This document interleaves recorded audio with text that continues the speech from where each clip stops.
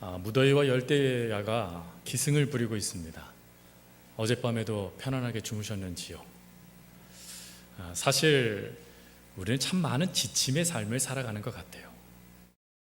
삶도 버겁고 힘든데 이 날씨까지 우리를 버겁게 만드니 제대로 잠을 자지 못하고 뒤척뒤척거릴 수밖에 없는 게 우리의 현실인 것 같습니다. 그러다 보니 어찌 됩니까? 떠나고 싶다. 뭔가 멈추고 뭔가 나를 새롭게 만들어주는 뭔가 새로운 곳으로 가고 싶다라는 생각으로 우리는 휴가를 꿈꾸죠. 그리고 실제로 오늘 많은 자리가 비어있는 거 보니까 휴가를 가신 성도님들도 계십니다. 그리고 휴가를 갈 계획을 갖고 있는 성도님들도 계실 거예요. 그리고 그 휴가를 통해서 우리는 참 많은 쉼을 얻고 그리고 돌아와서 다시금 살아가야지, 그럼 될 거야 라고 생각을 갖습니다. 그러나 어때요? 꿈 같은 휴가는 와장창 깨어져 버립니다. 왜 그렇죠? 우리의 현실이 그대로 남아있기 때문에 그렇습니다. 잠시 떠나고 잠깐 멈추면 그러면 모든 문제가 해결될 거라고 생각을 하지만 안타깝게도 여전히 그 문제는 그 자리에서, 여전히 그 힘듦은 그 자리에서 우리를 기쁘게 맞이하고 있다는 것입니다. 그러니 그 힘듦 때문에 어찌합니까? 올해는 틀렸다. 내년에 다시 꿈 같은 휴가를 한번 가보자 생각하여 또 다른 쉼을 고민하게 되어지죠. 그런데 이 모습을 통해서 우리는 뭘 깨닫게 됩니까?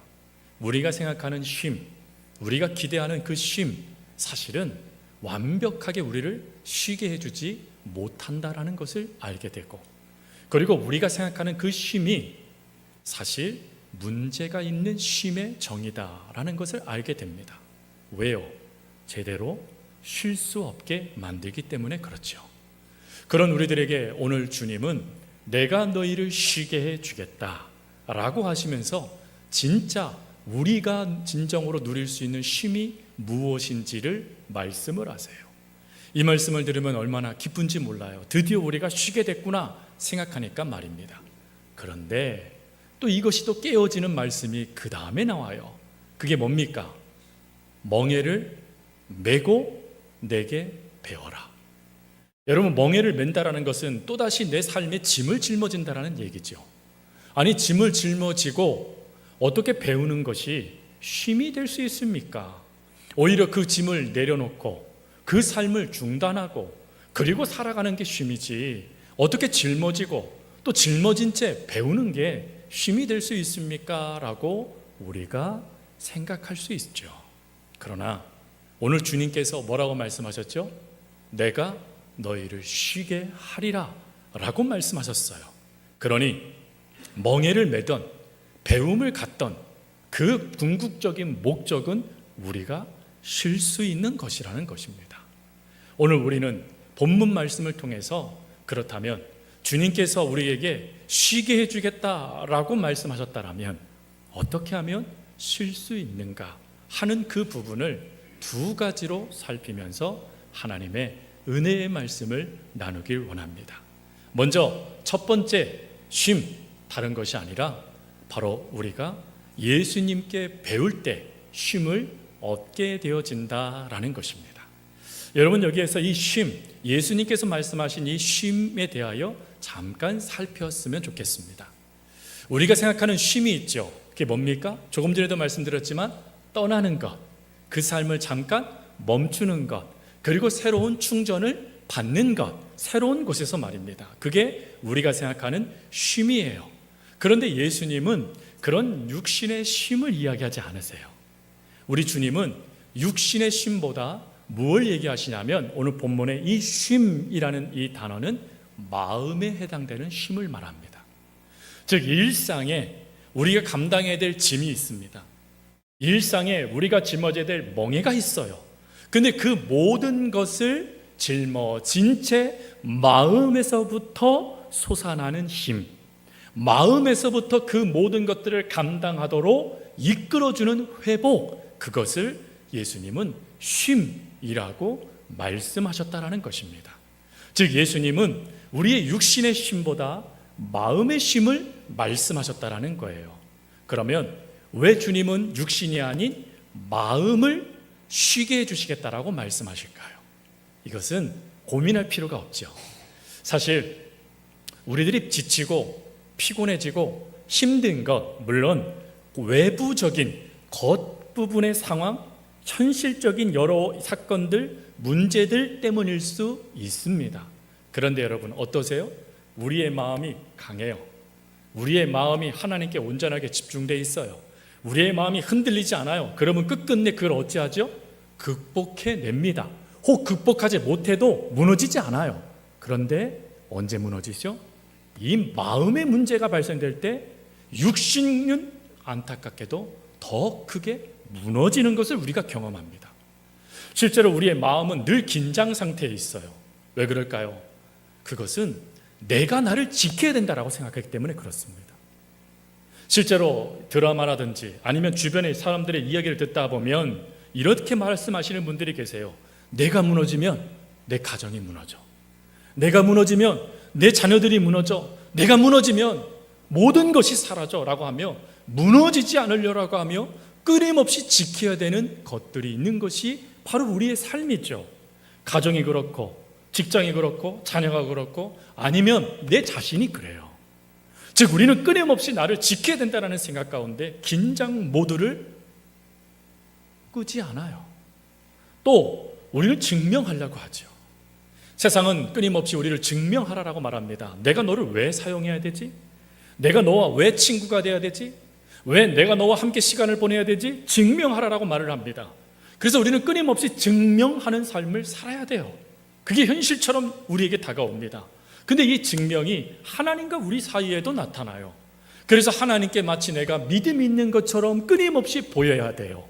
그러니 어찌합니까? 내 마음이요, 긴장이 풀어지지가 않아요. 그런데 여러분, 이 긴장이 풀어지지 않는 그 순간 문제가 어디로 확장되어지냐면 몸으로 확장되어집니다. 즉 긴장이, 사실은 마음의 긴장은 필요해요. 우리가 불안할 때라든지 아니면 문제를 해결할 때 그 긴장감은 필요하죠. 그러나 이 긴장감은 그대로 있으면 안 되고 곧 풀어지는 이완의 작업이 필요해요. 이거를 회복이라고 얘기하더라고요. 마음이 긴장되어져서 무엇인가 얽매여 있다가 풀어져서 다시 회복하는 시간을 가져야 되는 것이 마음의 건강을 유지하는 비결이라고 합니다. 근데 이 마음이요, 풀어지지 않아요. 긴장 상태에 있어요. 그러니 어찌 될까요?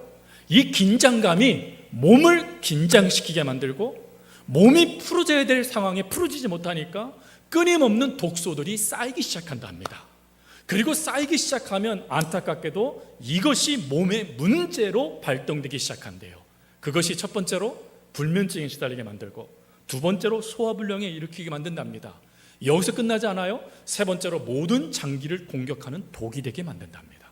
이건 실제로 의학적으로도 밝혀진 사실입니다. 즉 마음의 긴장감이 풀어지지 못하면 안타깝게도 그것이 몸을 공격해버려서 몸을 망가뜨려 버린다는 거예요. 여러분, 우리 주님은 이 문제를 정확하게 아셨어요.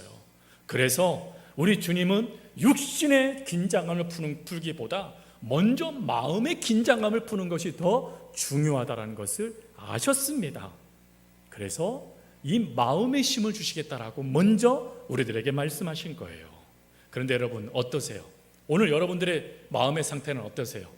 긴장감 가운데 있으세요? 아니면 풀어진 상태로 오늘 이 자리에 계시고 계십니까?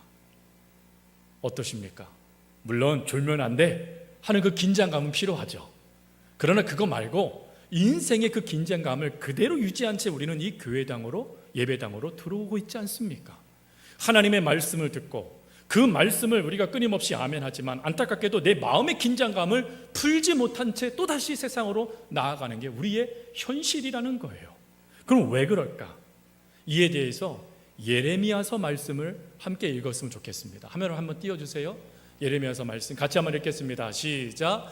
여호와께서 이같이 말씀하시되 너희는 길에 서서 보며 옛적 길 곧 선한 길이 어디인지 알아보고 그리로 가라. 너희 심령이 평강을 얻으리나 하나 그들의 대답이 우리는 그리로 가지 않겠노라 하였으며. 아멘. 여러분, 이 말씀의 뜻이 뭐죠? 하나님께서 우리의 심령에 평강을 주시는 그 길을 보여주셨다라는 거예요. 알려주셨다라는 거예요. 그런데 문제가 뭡니까? 이스라엘 백성들이 그 길을 외면한 채 나는 그 길로 가지 않겠다, 고집을 부리고 있다라는 것이에요. 왜 그럴까요? 아니, 언제 이런 모습이 나타납니까? 주석을 보니까 이렇게 해석이 되어 있더라고요. 하나님이 몸이 더울 때. 하나님이 몸이 덥대요. 하나님의 말씀이 믿어지지 않는데요. 하나님의 그 말씀을 그냥 말씀 정도로만 치부해버린대요. 그러다 보니 하나님의 말씀으로만 안 되니까 내 방식, 내 스타일, 내 이 힘을 포기하지 못하는 고집이 발동된답니다. 그게 이스라엘의 백성이고 우리의 모습이에요. 왜 우리가 마음의 긴장을 풀지 못합니까? 이것을 풀면 내가 죽을 것 같은 거예요. 망할 것 같은 거예요. 안 될 것 같은 거예요. 아니요. 우리 주님이 말씀하세요. 샬롬이다.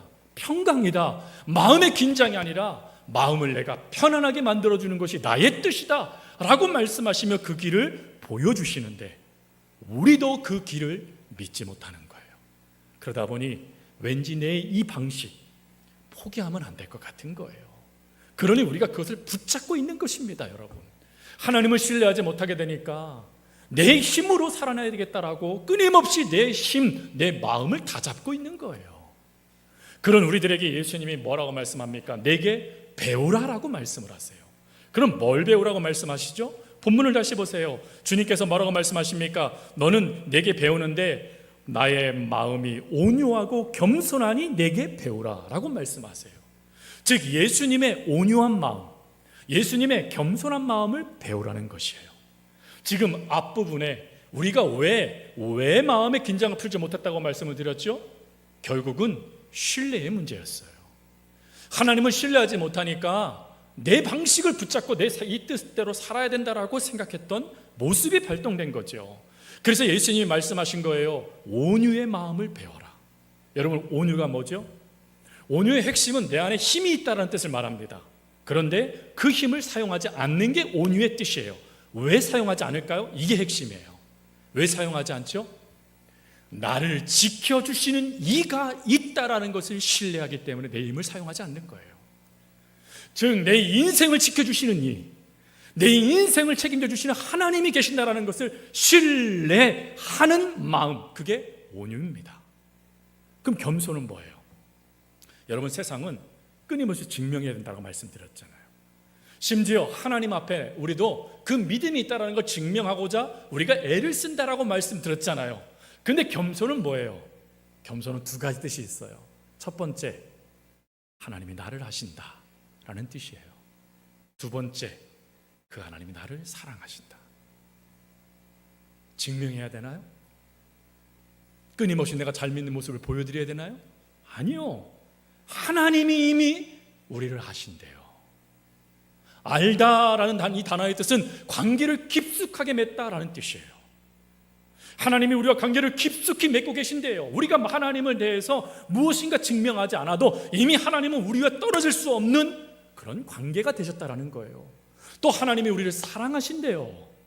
내가 증명해야 사랑하시는 것이 아니라 하나님이 우리를 사랑하시겠다 작정하셨대요. 그게 그 은혜의 말씀을 내가 받아들이는 마음, 그리고 그 하나님 앞에 엎드려 그 하나님을 사랑하는 마음이 겸손이라는 마음이에요. 그 마음을 우리 주님이 배우랍니다. 즉 내 힘으로 무엇인가를 이루겠다라고 아둥바둥대며 오늘도 긴장감을 놓치지 못한 채 그 삶 속에 내 몸을 망가뜨리고 여러분들에게 너는 내가 하나님을 믿고 있듯이 너도 나를 믿으면서 나를 신뢰해라. 그리고 증명하려고 애쓰지 말고 이미 내가 사랑하고 있다는 것을 믿고 그 사랑을 받아들여라 라고 말씀하시는 거예요. 여러분, 이것을 우리가 믿고 신뢰하게 되는 순간부터 내가 해야 되겠다는 생각이, 그 손의 힘이 풀어지기 시작합니다. 내가 하는 게 아니었구나. 하나님이 나를 지켜주고 계시는 거구나. 내 가정, 내 사업체, 내 믿음, 할 것 없이 이 모든 것들은 하나님이 지켜주시는 은혜 가운데 있었구나 깨닫게 되어져요. 그리고 내가 나를 증명하지 않아도, 내가 혹 부족하고 연약해도 하나님이 나를 사랑하시니 그 사랑이 오늘도 내게 주어지니 나는 오늘도 하나님의 자녀로서 살아갈 수 있구나 깨달아지는 거예요. 깨달아지니 어찌 되어집니까? 마음의 긴장이 풀어지기 시작해요. 드디어 회복이 되기 시작합니다. 그러면 자동적으로 몸도 회복될까요? 안 될까요? 되기 시작하는 거예요. 우리는 그 예를 누굴 통해 알 수 있냐면 구약의 사무엘상에 나와 있는 1장에 나와 있는 한나를 통해서 알 수 있어요. 여러분, 한나가 자녀를 낳지 못했어요. 그것도 서러운데 성경 말씀에 보니까 분인나가 몇 해 동안 한나를 괴롭혀요. 왜 괴롭혔을까요? 왜요? 완전히 망가져서 죽어야 내가 그 자리를 차지할 수 있거든요. 끊임없이 괴롭히는 거예요. 그때에 그가 그 문제 때문에 허덕여요. 고민해요. 몇 해를 금신해요. 심지어 성경이 이렇게 말합니다. 그가 울며 먹지 않았더라. 울다라는 것은 이미 마음이 무너졌다는 뜻이죠. 그리고 먹지 않았다는 뜻은 뭐죠? 단지 먹지 않았다는 뜻이 아니에요. 입맛을 잃어버려요. 몸이 상하기 시작했다는 걸 말하는 거예요. 즉 그의 영과 그의 마음과 몸이 동시에 무너지기 시작한 거예요. 지금. 근데 그가 그 문제를 어떻게 해결합니까? 하나님 앞에 나아가요. 그리고 그 하나님 앞에 그 마음을 쏟아놔요. 쏟자 엘리 선지자를 통해서 어떤 말씀을 듣습니까? 하나님께서 네게 은혜를 주시길 원한다 라는 말씀을 들어요. 근데 여러분, 그 말씀을 듣는 순간 어찌 되어질까요? 한나 여인이 달라지기 시작해요. 말씀을 같이 한번 보겠습니다. 사무엘상 말씀입니다. 같이 읽겠습니다. 시작. 이르되 당신의 여종이 당신께 은혜 있기를 원하나이다 하고 가서 먹고 얼굴에 다시는 근심빛이 없더라. 마음의 문제, 내가 나를 지켜야 돼. 이 자리 내가 지켜야 돼. 내가 나를 증명해야 돼. 내가 정말 사랑받고 있는 자녀라는 것을 내가 보여줘야 돼 라는 그 증명의 문제를 하나님 앞에 쏟아놓고 그 은혜를 그가 그 마음속에 붙잡게 되니까 어찌 되어져요?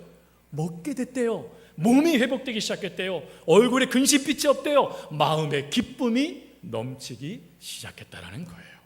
사랑하는 성도 여러분, 오늘도 내가 지켜야 돼. 나 아니면 내 가정 망해. 나 아니면 안 돼 라고 하면서 붙잡고 있는 것이 뭡니까?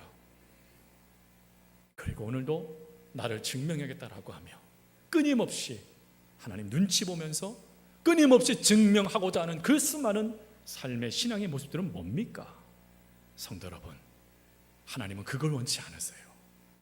하나님은 그 문제 때문에 여러분들의 마음이 긴장감을 놓치지 않은 채 그 몸조차도 무너지기를 원치 않으세요. 그래서 오늘 하나님은 말씀하세요. 내가 너를 지켜준다라는 그것을 내게서 배워라. 내가 네가 증명하지 않아도 너를 사랑한다라는 것을 내게서 배워라 라고 말씀해 주신 거예요. 그러니 우리가 이 온유, 겸손, 이 하나님의 은혜를 배우게 될 때, 그리고 그것을 우리가 신뢰하고 믿게 될 때 하나님은 제일 먼저 우리의 마음을 쉬게 하여 주신다라는 것입니다. 여러분, 이 마음, 이 감정과 이 생각이 가득한 이 마음, 그 마음을 지켜주시는 그 하나님을 신뢰하고 그 하나님을 더 믿을 수 있는 저 여러분이 될 수 있길 바랍니다.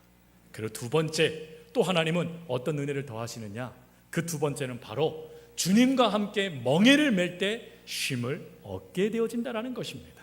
자, 이 두 번째는 뭐냐? 두 번째는요, 영혼의 쉼에 대한 말씀이에요. 여러분, 마음은 뭐고 영혼은 뭘까요?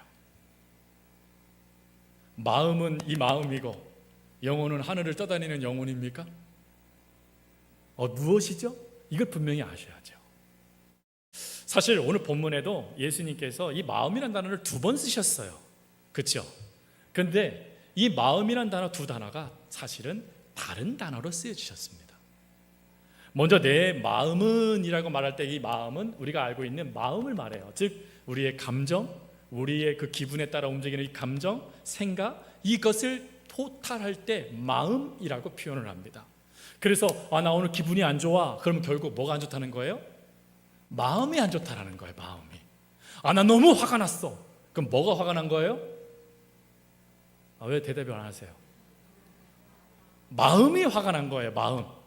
나 오늘 생각이 좀 범잡해. 그럼 뭐가 범잡한 거예요? 마음이 범잡한 거예요. 마음이. 그러면 영혼은 뭐예요? 영혼은요, 이 영혼에 대해서 성경은 두 가지를 이야기합니다. 첫 번째로는 우리의 존재의 근원, 우리가 어디에서부터 존재하게 됐는가, 그 근원. 두 번째로 우리의 생명은 누구를 통하여 주어졌는가 라는, 생명이 누구에게 주어졌는가를 알 수 있는 통로, 그게 영혼이에요. 창세기에 하나님께서 숨을 후 불어주시자 우리가 생명이 됐잖아요. 그 후 불어주심을 통해서 생명이 되어진 그 역사를 성경은 영혼이라고 얘기합니다. 그리고 두 번째, 존재, 즉 우리가 이 땅에 왜, 이 땅에 어떤 삶으로 어떤 모습으로 살아가야 되는지를 증명할 수 있는 그 신앙의 뿌리가 어디에 내려져 있는가를 보여줄 수 있는 기준, 그게 영혼이에요. 여러분들의 영혼은 어디에서부터 출발했죠? 여러분들의 영혼은요, 하나님으로부터 출발했죠. 그래서 이 영혼이 사실은 뿌리라는 표현으로 쓰여집니다. 뿌리. 그럼 여러분들의 뿌리는 누구와 연결되어 있어야 돼요? 하나님과 연결되어 있어야 되죠. 또 여러분들의 존재의 근원은 누구로부터 시작됐죠? 하나님으로부터 시작됐죠. 그러니 나를 증명할 수 있는 것은 내가 아니라 누구십니까? 하나님이시죠. 그것이 영혼이라는 거예요. 근데 우리가 이 영혼을, 안타깝게도 영혼의 쉼을 놓치고 있다는 것은 사실은 이런 의미예요. 우리가 하나님과의 관계가 깨어졌다라는 걸 말하고 있는 거예요. 그래서 아우구스티누스, 교부 아우구스티누스는 이런 표현을 썼어요. 우리가 진정한 쉼을 얻는 길은 주님 안에 있을 때이다 라고 표현을 했어요. 즉 우리가 진정한, 그리스도인의 진정한 쉼은 내가 누구 안에 있는가, 내가 누구에게 뿌리를 내리고 있는가, 내가 지금 누구로부터 나를 증명받고 있는가를 알 때 비로소 우리가 영혼의 쉼을 얻을 수 있다는 것이에요. 그런데 안타깝게도 우리는 마음의 쉼 정도로만 하나님의 쉼을 요청하지 우리의 영혼의 쉼에 대해서는 관심을 두지 않아요. 즉 우리가 지금 하나님과 어떤 관계가 되어져 있는가, 이 부분을 우리가 너무 많이 놓쳐요. 그러니 여러분, 그 놓치게 되니까 쉼을요, 세상이 말하는 쉼으로 얘기하는 거예요. 멈춰야 되고 그리고 떠나야지만 진정한 쉼을 얻을 수 있다 생각을 하는 거예요. 아니 여러분, 그렇지 않아요. 물고기 비유를 잠깐 들어보겠습니다. 여러분, 물고기가 어디에 있어야 행복합니까? 그렇죠, 물속에 있어야 되죠. 근데 그 물고기가 너무 귀해요. 그래서 내가 좋은 집에서 좋은 차에다가 좋은 음식을 주고 싶어서 물고기를 물에서 건져냈어요. 그럼 어찌 될까요? 죽죠. 당연한 겁니다. 여러분, 이게 우리의 모습이에요. 우리는 그리스도의 생명수, 그 능력 안에 있어야 되는 사람들이 우리예요. 근데 세상이 자꾸 우리를 거기서 빼내는 거예요. 빼내서 뭐라고 말합니까? 아니, 이 좋은 차를 타야 네가 쉼을 얻어, 좋은 집에 살아야 네가 쉼을 얻어, 좋은 음식을 먹어야 쉼을 얻어, 아유 그 자리에 있으면 안 돼, 그 집 내려놓고 이걸 해야지 네가 쉼을 얻어 라고 자꾸 말한다라는 거예요. 아니요, 그러니 우리가 쉼이 안 되는 거예요. 오히려 그 쉼이 고통이 되고 괴로움이 되는 거예요. 하나님 안에 있는 자녀는 하나님이 주시는 쉼을 얻어야 돼요. 하나님으로부터 공급되는 쉼을 얻어야 돼요. 그래야 우리의 영혼이 살아날 수 있다는 것입니다. 영혼이 살아나야 우리 존재 자체가 살아난다라는 것입니다. 그래서 우리 주님이요, 바로 여기에 집중해서 너의 영혼을 쉬게 해주겠다라고 말씀하신 거예요. 그러면서 두 가지의 방법, 두 가지를 말씀을 하세요.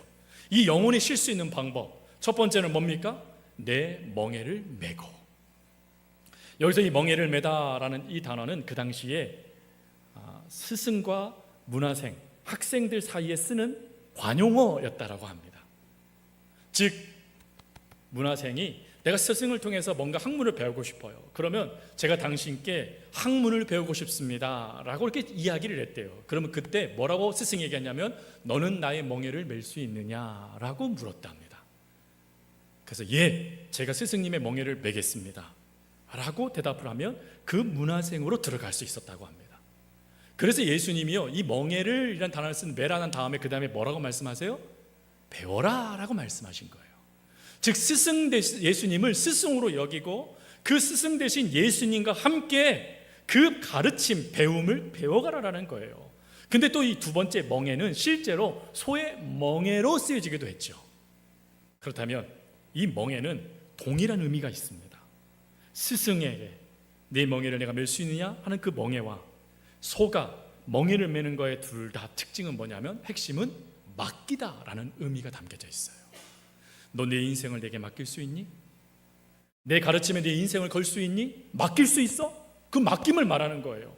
또 멍에는 그 당시 하나의 멍에뿐만 아니라 두 개가 연결된 쌍방형 멍에가 대부분이었다라고 하죠. 그럼 뭘 의미하는 것입니까? 너의 그 멍에에 내가 함께 그 멍에를 짊어짐을 믿니? 라는 걸 물으신 거라는 겁니다. 성도 여러분, 우리 인생이 왜 힘들죠? 내 멍에를 나 혼자 메고 있다라고 생각하기 때문에 그래요. 심지어 나 혼자 메겠다라고 고집 부리고 있기 때문에 그래요. 근데 그때 우리 주님이 말씀하세요. 내 멍에를 내게 맡겨라. 그리고 또 말씀하세요. 내가 너와 함께 그 멍에를 메어 주겠다. 그러니 여러분, 멍에를 맬 때 나 혼자 메는 건가요? 아니죠. 내 곁에 누가 계세요? 주님이 계세요. 주님이 함께 매주신대요. 심지어 그 멍에가 뭐래요? 쉽답니다, 여러분. 그 멍에가 우리들을 가볍대요. 예수님이 그렇게 말씀하세요. 그 얘기는 뭐예요? 멍에가 없다는 뜻이 아니에요. 감당할 수 있을 정도로 우리 주님이 함께 힘을 내어 그 멍에를 짊어져 주신다라는 거예요. 그러니 여러분들의 그 잘못된 것들, 아니면 내 영혼의 잘못된 모습들, 수많은 문제들을 지금 누가 같이 짊어지고 계십니까? 주님이 짊어져 주신다라는 거예요. 심지어 두 번째, 우리 주님이 이 멍에를 뭐라고 표현했어요? 쉽다라고 표현했어요. 여러분, 이 쉽다라는 단어의 뜻이 뭐예요? 아, 그럼 편안하게 질 수 있다는 뜻이겠네. 네, 맞아요. 여기서 이 쉽다라는 단어의 뜻이요, 딱 맞다라는 뜻이에요. 멍에가 내 몸에 딱 맞대요. 근데 이 단어가 어디에 쓰여진 단어냐면 옷을 만들 때 쓰여지는 단어였어요. 여러분, 기성품 양복을 입을 때랑 옷을 살 때랑 맞춤옷 옷을 맞춰서 입을 때랑 다르죠. 분명히 비싼 곳에 가서 내 몸에 맞는 것 같은 옷을, 기성품을 입었는데 그래도 어때요? 불편해요. 팔을 움직인다든지 아니면 앉고 일어설 때 너무 뭔가 이상해요. 근데 맞춤옷은 어때요? 내 몸에 딱 맞죠. 내 몸에 너무 딱 맞아서 어때요? 하루 동안 무엇을 해도 괜찮아요. 몸이 쓸리거나 상처가 나거나 힘들지 않아요. 오히려 편안하게 그 모든 것들을 감당할 수 있는, 내가 옷을 입었나 안 입었나 생각이 들 정도로 내 몸에 참 편안하다라는 느낌을 줘요. 그걸 말씀하는 거예요. 즉 우리의 멍에는 짊어져요. 없다라는 게 아니에요, 여러분. 내려놓으라고 말씀하신 게 아니에요. 멍에는 짊어지는데 그 멍에가 내게 딱 맞는 멍에라는 거예요. 내게 너무나 딱 맞아서 편안하게 하루 동안 일을 해도 내 몸에 상처받지 않고 오히려 정확하게 나를 지켜주며 나를 편안하게 이끌어주는 멍에. 그래서 신학자들은 이렇게 말합니다. 하나님 예수님께서 함께 짊어져 주시는 쉽다라는 멍에는 내가 딱 감당할 수 있는 멍에의 무게다. 내가 딱 감당할 수 있는 멍에의 무게. 그래서 쉬운 거예요, 여러분. 즉 여러분들이 지금 감당하고 있는 그 멍에, 우리 주님께서 너무 여러분들을 잘 아시기 때문에 감당할 수 있는 멍에를 너무나 완벽하게 재단하셔서 여러분들에게 짊어지게 해주시고 계신다라는 거예요. 그러니 여러분, 내 영혼이 감당할까요? 감당하지 못할까요? 대답이 없으세요. 아유, 그래도 생각되세요? 아유, 하나님 그것도 없애졌으면 생각되세요? 아니에요, 여러분. 하나님이 함께 매세요. 하나님이 함께 매시고 여러분들에게 짊어진 그 멍에는 여러분들이 감당할 만큼의 멍에예요. 그 이상의 멍에는 누가 짊어지세요? 우리 주님이 짊어져 주세요. 그러니 내 영혼이요, 쉼을 얻는 거예요. 중요한 건, 핵심은 뭐예요? 그 주님 안에 내가 있냐 없느냐예요. 다윗을 잠깐 이야기하고 말씀을 마무리하겠습니다. 여러분, 다윗이 시편 131편에 한 말씀을 했어요. 그 말씀이 뭐냐면, 젖된 아이와 젖을 떼지 못하는 아이의 모습을 가지고 이야기를 해요. 근데 그 이야기의 핵심은 이거예요. 젖을 떼지 못한 아이는 엄마한테 젖 달라고 끊임없이 젖 그런다는 거예요. 엄마 먹을 거죠 하고 끊임없이 보챈다라는 거예요. 근데 젖을 뗀 아이는 다르다라는 거예요. 저것이 중요한 게 아니라 어머니에게 집중을 한다는 겁니다. 엄마가 내 안에 있으면 나는 편안하다. 이걸 믿게 될 때 젖된 아이가 그 부모 품 안에서 잠을 잔다라고 다윗이 표현을 했어요. 성도 여러분, 지금 여러분들은 무엇을 집중하고 계십니까? 엄마로부터 주어지는 그 무엇입니까? 아니면 엄마 그 자체이십니까? 하나님으로부터 주어지는 그 선물과 같은 그것들이십니까? 아니면 하나님 품 그 아니십니까? 물론 내 것을 포기하는 거 쉽지 않아요. 그걸 내려놓는 거 너무 어렵습니다. 다윗도 처절하게 싸웠을 거예요. 그러나 내려놔지게 되니까 누가 보여요? 하나님이 보여요. 그리고 그 품에 있어야 내가 참된 쉼을 누릴 수 있다는 걸 깨닫게 되어집니다. 그러니 여러분들의 영혼의 쉼 누구 품 안에 있으셔야 됩니까? 주님 품 안에 있으셔야 돼요. 주님 품 안에 있을 때 우리는 참된 쉼을 누릴 수 있습니다. 오늘 그래서 우리 주님이 말씀하신 거예요. 내 짐은 가볍다라고 말이죠. 충분히 감당할 수 있도록 내가 역사하겠다 말씀해 주신 거예요. 말씀을 정리합니다. 오늘 말씀은 두 가지를 말씀했어요. 하나는 첫 번째로는 마음의 쉼을 얘기했고, 두 번째로는 우리 존재 자체의 쉼을 이야기했어요. 마음의 쉼과 존재 자체의 모든 쉼의 핵심은 뭡니까? 결국 주님이시죠. 그 주님을 우리가 얼마만큼 신뢰하고 있는가? 그 주님 품에 우리가 얼마만큼 의탁하며 의지하며 내 삶을 맡기고 있느냐가 우리의 쉼의 모든 것을 결정한다는 것입니다. 그러니 신뢰하세요. 여러분들을 너무 사랑하시는 주님을 신뢰하세요. 그리고 여러분들을 위해서 오늘도 짐을 마다하지 않고 짊어지겠다라고 하시며 여러분 곁에 찾아오셔서 짐을 실제로 짊어지시는 그 주님을 신뢰하세요. 그리고 그 주님을 붙잡으세요. 그럴 때 하나님은 여러분들에게 참된 쉼, 참된 평안함을 허락하여 주실 것입니다. 기도하겠습니다.